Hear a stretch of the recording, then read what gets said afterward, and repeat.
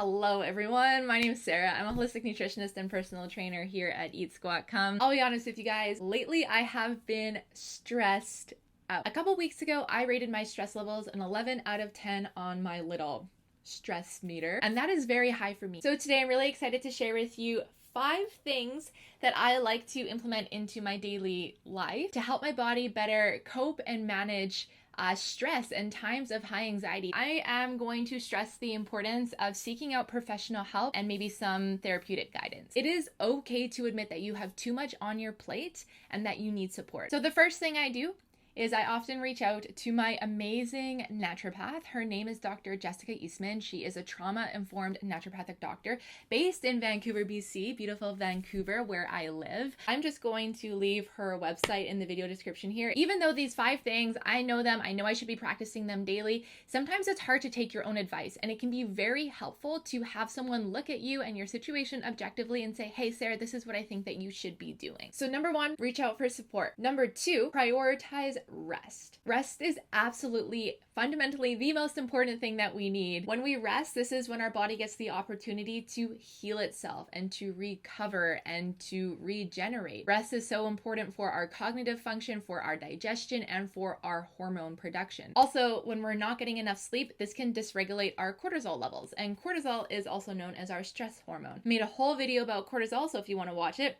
you can check it out here. So make sure you're getting enough sleep, and this will help support your stress levels. The next one is to reduce your caffeine intake. So caffeine, yes, we all drink. Coffee is such a social thing, and we're not just getting caffeine through coffee. We can be getting caffeine through dark chocolate, through energy drinks. And so if we're feeling extremely stressed out, we're often going to actually reach for the coffee because we feel like we need a hand getting through our day. And so it's really important to be mindful of the caffeine that you're drinking, because when we're drinking too much coffee, this is also going to increase our cortisol levels, and this could perpetuate the stress. Drinking too much caffeine can also affect our sleep, and right now we want to do everything that we can to optimize our sleep. So if you are going to have a cup of coffee, I would maybe try to have it earlier in the day, and definitely not 8 hours before bed. Along with caffeine, we also want to watch our sugar intake, because when we are eating too much sugar, this is also going to affect our blood sugar and our cortisol levels, again, perpetuating this spell of stress and anxiety. So be mindful about what you are consuming. The interesting part with this is when we're super stressed, we feel like we don't have the capacity to even really make good food decisions, because when we're tired, it's hard to make great decisions. So we're reaching for things that are quick and easy and convenient, and it's ultimately making the problem worse. Which brings me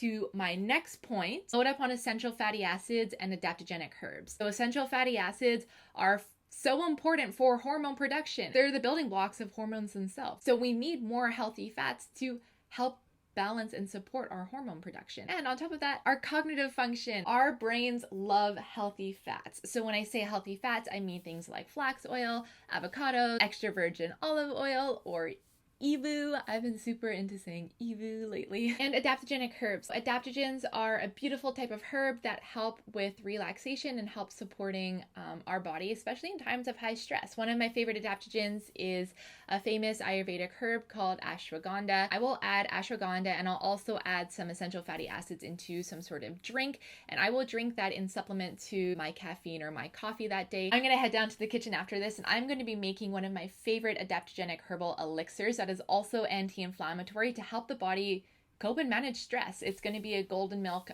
turmeric latte. So make sure you check out that video. It's going to be coming to you in 2 weeks from today. On to the next point. Reduce your high impact exercise. This one is also hard, because if you know me, you know your girl loves to work out. And it's not always what my body needs. So sometimes exercise can feel very therapeutic, and it can feel like a beautiful escape from our problems and distraction. We can kind of sweat it out. We often feel better. But when the body is super stressed, exercise adds more stress, and it adds an extra burden to our body, because now our body still has to recover from our exercise, and we're also depleting a lot of our resources to get through that workout. I suggest taking a small break from high impact training and perhaps going for things a little bit more gentle, like dancing or swimming or walking, until you feel back to your usual self. And the last thing I want to add, I guess this is number 5 or 6, is to call a friend. So this kind of goes back to my first point when I talked about how I reached out to Dr. Jess,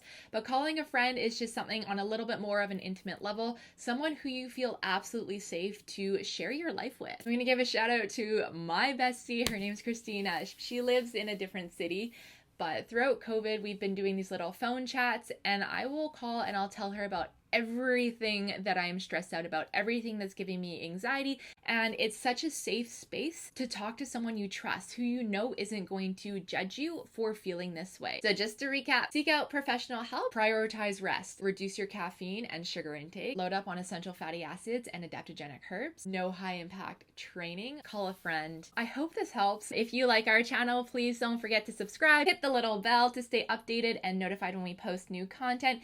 And if you do enjoy our content, please consider becoming a patron so that we can continue providing free content for you here on the YouTube.